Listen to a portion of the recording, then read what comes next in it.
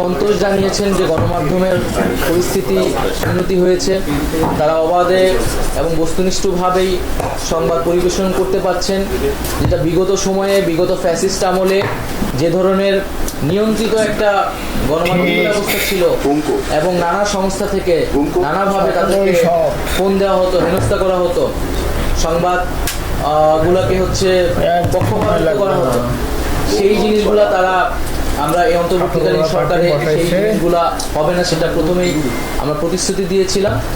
কিন্তু সকলেই যেটা বলেছেন যে আসলে এই যে আমাদের স্বাধীনতা, এই স্বাধীনতা দিয়ে আসলে কিভাবে টেকসই হতে পারে, যাতে এটা চলমান থাকে এবং এই অন্তর্বর্তীকালীন সরকারের পরেও যে কোনো সরকার আসলে যাতে আমরা এই গণমাধ্যমের স্বাধীনতা বা এই ধরনের একটা পরিস্থিতি আমরা যাতে নিশ্চিত করতে পারি, কেউ যাতে বাধা প্রদান করতে না পারে সরকারের জায়গা থেকে।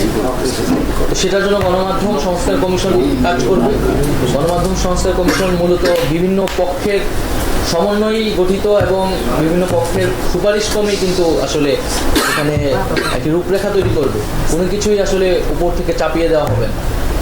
তো আরও যে আমাদের বিষয়গুলো আলোচনা হয়েছে যে এই জুলাই আন্দোলনকে আমরা কিভাবে জনস্মৃতিতে আরও ধারণ করতে পারি, মানুষকে এই আন্দোলনের স্পিরিট, শহীদ এবং আহতদের আত্মত্যাগকে মনে করিয়ে দিতে পারি, সেক্ষেত্রে মিডিয়া একটি গুরুত্বপূর্ণ ভূমিকা পালন করবে।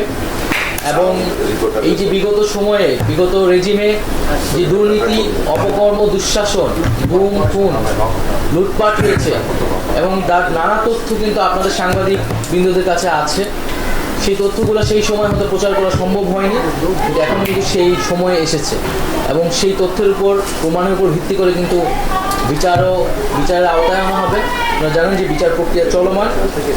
আরেকটি বিষয় হচ্ছে যে গুজব এবং অপপ্রচার। আপনারা জানেন যে বাংলাদেশকে নিয়ে অপপ্রচার চলছে, এই অভ্যুত্থান এবং এই সরকারকে নিয়ে নানা ধরনের ষড়যন্ত্র এবং অপপ্রচার চালানো হচ্ছে, সোশ্যাল মিডিয়া থেকে শুরু করে আন্তর্জাতিক মিডিয়াতে, এবং আমরা দেখেছি আমাদের পার্শ্ববর্তী দেশেরও বিভিন্ন মিডিয়াতে এই ধরনের অপপ্রচার চালানো হচ্ছে। এই অপপ্রচার কিন্তু শুধু সরকারের বিরুদ্ধে নেই, বরং বাংলাদেশের বিরুদ্ধে। তাই এই অপপ্রচারকে কাউন্টার দেওয়ার জন্য বাংলাদেশকে নিয়ে যে অপপ্রচার হচ্ছে এবং প্রকৃত সত্যতাকে তুলে ধরার জন্য আমাদের কিন্তু সরকার সহ গণমাধ্যমের সংশ্লিষ্ট সকলকে ঐক্যবদ্ধভাবে আসলে কাজ করতে হবে। আমরা সেই বিষয়টি নিয়ে আলোচনা করেছি এবং এখানে যারা রয়েছেন তাদের সাজেশন আমরা নিয়েছি।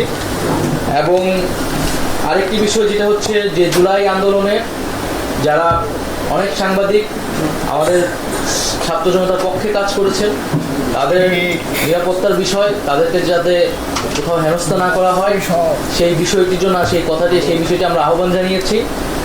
এবং মালিক পক্ষ থেকেও বিভিন্ন তাদের যেই কারিগরি সমস্যা এবং বা দাবিগুলো রয়েছে সেই দাবিগুলো তারা জানিয়েছেন, যেরকম স্যাটেলাইট, বঙ্গবন্ধু স্যাটেলাইটে যে প্রাইস রেগুলেশনের বিষয়টা তারা বলেছেন, পে চ্যানেলের কথা বলেছেন, বিদেশি চ্যানেলের উপর একটা নীতিমালা থাকার কথা বলেছেন এবং টিআরপির বিষয়টা বলেছেন। তো এই বিষয়গুলো আমরা তাদের সাথে আবারও বলবো বিস্তারিতভাবে এবং বিষয়গুলো আমরা যেটা যৌক্তিকভাবে সমাধান করার চেষ্টা করব। তো আজকে মূলত আমরা বসা হয়েছে এই গত 3 মাসের একটা সারমর্ম এবং বিগত রেজিমে আসলে তারা যে নানাভাবে সাংবাদিকরা নির্যাতিত হয়েছে, তাদের স্বাধীনতা হস্তক্ষেপ করা হয়েছে, সেই কথাগুলো তারা বলেছেন। এবং সামনের সবারই প্রত্যাশা এখন আসলে আমরা সামনের দিনগুলোতে যাতে এই ধরনের পরিস্থিতি আর কখনোই বাংলাদেশে না তৈরি হয়, আমরা যাতে একটা মুক্ত গণমাধ্যম আমরা যাতে বাংলাদেশে নিশ্চিত করতে পারি সব সময়ের জন্য।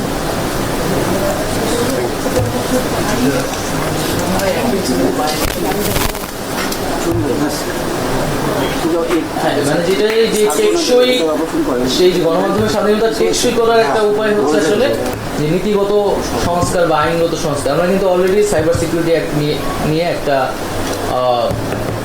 মানে অবস্থান নিয়েছি যে আর কি বাতিল হতে যাচ্ছে এবং অন্যান্য আইনগুলোও কিন্তু পর্যালোচনার মধ্যে রয়েছে এবং সংস্কার কমিশনে মূলত এই কাজটি করবে, আইনগুলো নিয়ে সকল পক্ষের সাথে আলোচনা করে এটার একটা সমাধান দিবেন।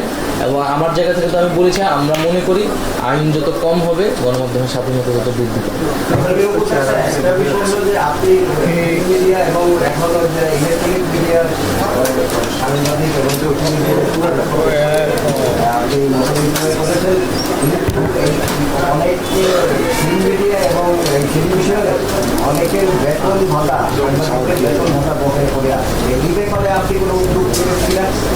বিষয়ে আসলে আমাদের সবাই জানতে চান। জি, বেতনের বিষয়টা নিয়েও আলোচনা হয়েছে এবং এখানে আমাদের মন্ত্রণালয় থেকে অর্থ মন্ত্রণালয়ে কিন্তু সুপারিশ করা হয়েছে এবং দ্রুত সময়ের মধ্যেই মন্ত্রণালয় থেকে কিছু বকেয়া পায় পত্রিকা যারা আছেন সেটা আমরা নিশ্চিত করব এবং এখানে আমরা মালিকপক্ষের কাছে আহ্বান জানিয়েছি যাতে সাংবাদিকদের যে বেতন সেটা যাতে যথাসময়ে তাদেরকে পূরণ করা হয়।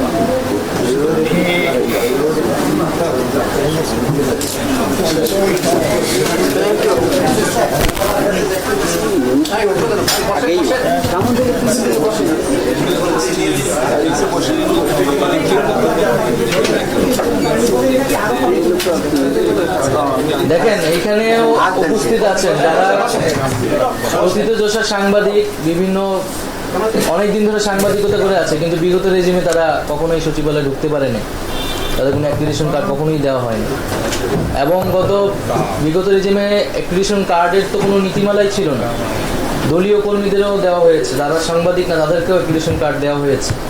তো সেই জায়গা থেকে কিন্তু এই জঞ্জালগুলো আমাদের পরিষ্কার করতে হবে এবং সেক্ষেত্রে যদি কোনো ভুল ত্রুটি হয়ে থাকে, কোনো নির্বিচারে যদি অপরাধ না করে যদি তার নাম এসে থাকে সেটি আমরা ব্যবস্থা নিব, কারণ খুব দ্রুত সময় যেহেতু আমাদের কাজ করতে হচ্ছে হয়তো ভুল ত্রুটি সেখানে থাকতে পারে, কিন্তু মূলত যারা সাংবাদিক না, সাংবাদিকদের যে নীতিমালা সেই নীতিমালার মধ্যে পড়ে না এবং যারা মূলত ব্যক্তিগত নানা সুবিধার মধ্য দিয়ে হচ্ছে এই অ্যাক্রিডিটেশন কার্ডটা পেয়েছিল গত রেজিমে, তাদের কার্ডগুলো এখানে বাতিল করা হচ্ছে এবং আমরা তো বলেছি যারা এবং যাদের বিরুদ্ধে আইনগত বা আর্থিক অভিযোগ আছে তাদের বিরুদ্ধেও এখানে ব্যবস্থা নেওয়া হয়েছে।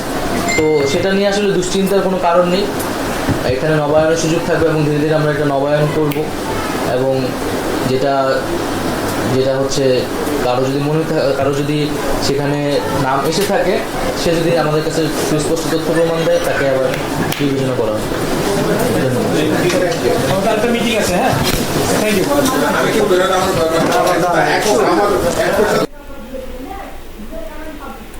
সকল ছাত্র এক হও।